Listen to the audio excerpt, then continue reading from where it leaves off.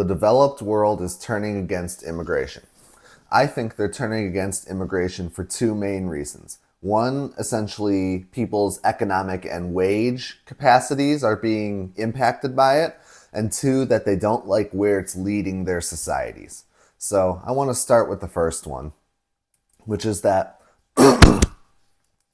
immigrants compete. They compete for wages with domestic citizens.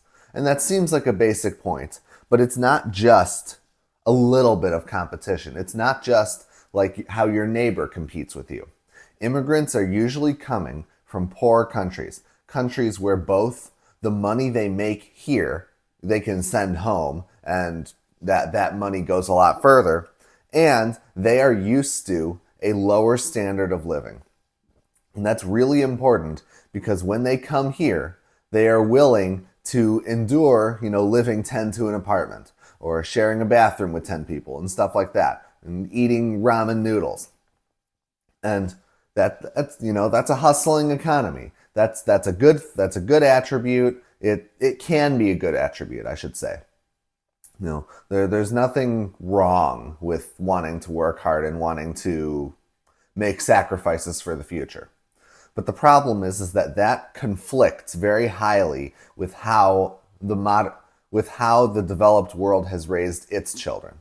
It's that us in the developed world aren't interested in living 10 to an apartment. We don't want to do that. We weren't raised to do that. We don't want to do that. And we, frankly, given the development of our societies, I think a lot of us don't think that we should do it in the first place. Like it's uncivil. It's beneath us. And I think that's a fair argument. But in terms of the quality of life difference is that now these immigrants come and they are willing to live in squalor. And what that does is that drives down the price of labor. Because if they're willing to live in this squalor, they're willing to take less money to do hard work. Where us in the West are not, West developed world, same thing though, essentially, with exceptions. But the people in the West are not willing to take those lower wages. They're not willing to live in squalor. They're not willing to, even as at least the boomers have liked to say for a long time, work for a really long time and really hard for 40 years so that way you can have a good retirement. Like that is too a narrative that's been falling apart, but that's sort of a separate issue. I want to stick with the immigration one. So Westerners, especially the young ones who are competing for the jobs that these immigrants are coming to take, they tend to be highly disadvantaged by the immigrants coming. And of course, the immigrants, again, drive down the price of labor. And if they're driving down the price of labor, that's very good for corporations. That is even good for government. That fuels economic indicators in a good direction. But the people who are being competed with are being driven to really low wages, and they don't want to work like that. And I think that is a big part of why they don't want immigration, because if it's between someone you've never met and probably will never meet, but will come to this country, have a better life while making yours worse, almost all people choose to just deny that, to reject that. And more people around, like on the whole developed world, are doing this. There's an issue in South Korea where the South, apparently they're getting a little racist towards the immigrants. I think they're mostly from China. But to the extent that the new leftist South Korean president wants to crack down on free speech around that stuff. But it's just to say this is a widespread phenomenon and it's going to increase. And so that's one part of it. That's half of why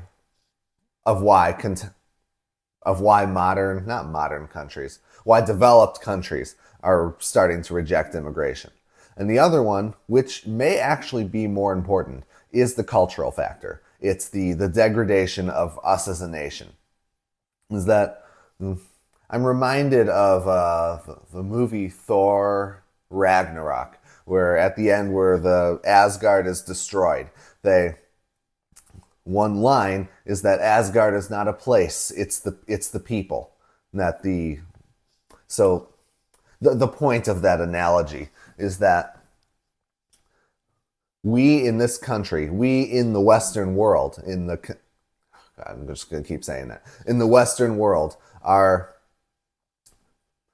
society is made up of its people much more than of its geographic location. It's not about the fact that we happen to live on this continent. That is not the point.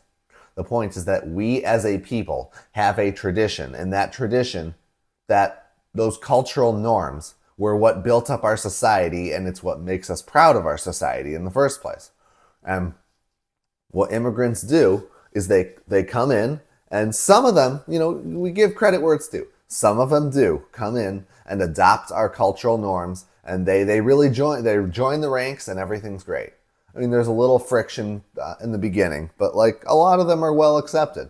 Like all the European immigrants of the last century, there were like gangs of Italians and all these different ethnicities in Europe who were in the big cities.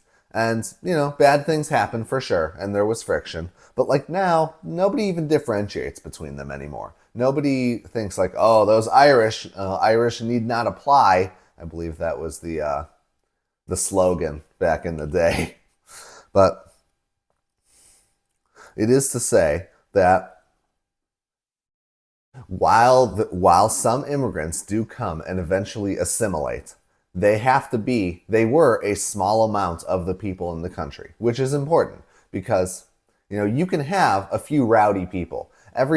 Even the best societies are made to handle rowdy people. That's why courts exist, even in places like the United States and Singapore and stuff like that, because there are rowdy people and things go wrong. And that's okay within limits. But when immigrants come en masse,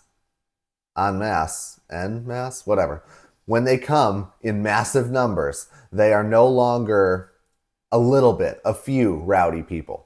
They make their own cultural enclaves in our country. And when they do that, now the country, which is made up of its people, is no longer one single country. We're two tribes living in one country, and then more tribes. For instance, there's a lot of Somalians who have all gone to Minneapolis, Minnesota. And it's like, apparently they really like scamming. And they've been scamming the government for a very long time, and there's like a big issue with this. And of course, the larger example has been the Latin American enclaves all over the western states, where, Spanish is the main language spoken. Which, again, I've been to some of these enclaves, and it's a little strange being in your country and no one speaks the language. English is the language. This is a European-based country. English is the language. And it's really awkward when no one speaks the language, and that they're still in the country and you're supposed to live side by side with these people, but you can't communicate with them. And that is where the cultural friction begins, but that's just one aspect. It's that their different behaviors in their own enclaves is enough cultural tension. Like that already is disconcerting for people. But what gets much more disconcerting is when their habits come and they start disrupting our own. Like criminality of a lot of third world migrants is a big issue, and people are rightly put off by it because the third world migrants are just coming. They're coming and they're working for the low wages, as we said before, and they are essentially not following the cultural norms at all. Unfortunately, a lot of third world mindsets, they just leave trash on the street. They have no concept of what other people think of them. There's a better word for that, but I can't really think of it at the moment. And because they have no concept of that, they really don't mesh well with our culture.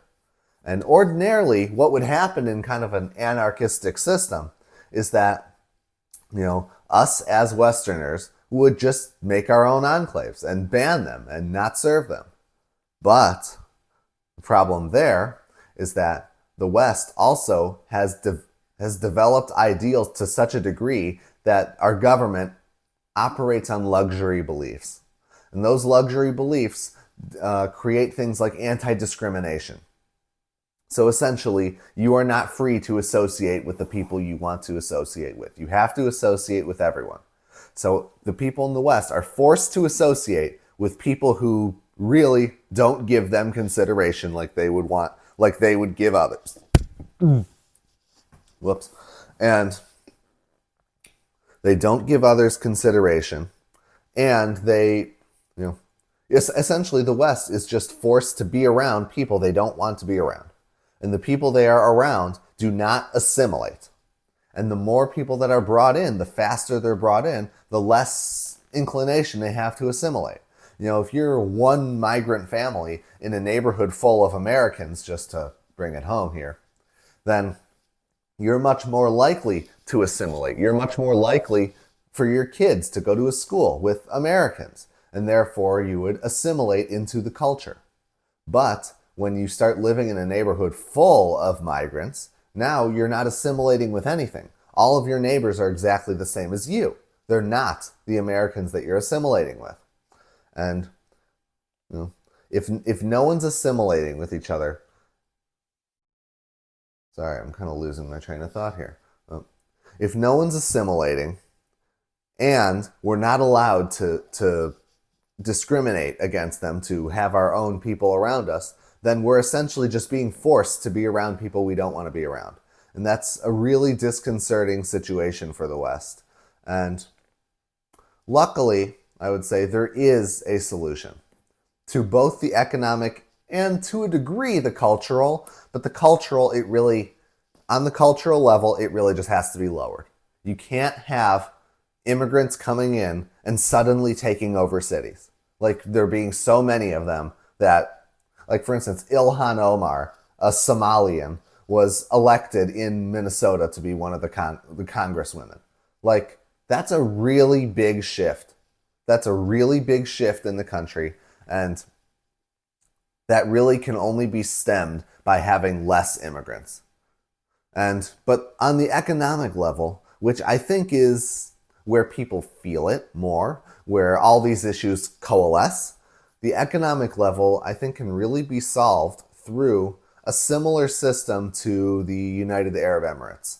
And perhaps there are other countries in that region that do a similar thing, which is that the citizens of the United States, there is no birthright citizenship. Either you are a citizen and your kids are citizens, or you're not. And you don't get to become a citizen. And you're not naturalized, and never. And that point being that, yes, it would kind of create two classes of people. That's true. But that's just a pill you have to swallow. Because the second part of it is that, and I guess to go back to the cultural part, is that not having foreigners voting in elections and changing the policy of the country would definitely relax a lot of the fears of Americans and Westerners overall. But the other point of not having them become citizens is that they can then, like they do in those other countries, subsidize the citizens while not taking services away from them. For instance, citizens should perhaps have a right to go into the hospital and the hospital to treat them no matter what, even if they can't pay. But why exactly should foreigners be able to do that? Like it would be a lot less. There would be a lot less friction if foreigners had to pay, for instance, double the taxes. I mean, they clearly, if they want to come, that would be the deal that they would take. They pay double the taxes. They pay double the taxes, and they have no access to any social welfare whatsoever. Perhaps they pay more for like metro and trains and stuff like that too. And I mean, you could stretch this out to even legal stuff where I guess the only difference there would be that some crimes just trigger immediate deportation. And that way, even if these policies didn't create a new funding source, some big funding that that the citizens could really benefit from. It would allow citizens of the country, who are its people and therefore its essence, to create, well, I guess not to create, but to reclaim a sense of ownership over their own society, to not feel like they're being invaded. Because the facts on the ground of what's happening with the immigrants, it's bad, but like, I think the much larger issue is that people feel like they are losing control. They feel as if things are getting worse, worse than they actually are getting. Because, you know, they see singular instances of bad things happening because of immigrants.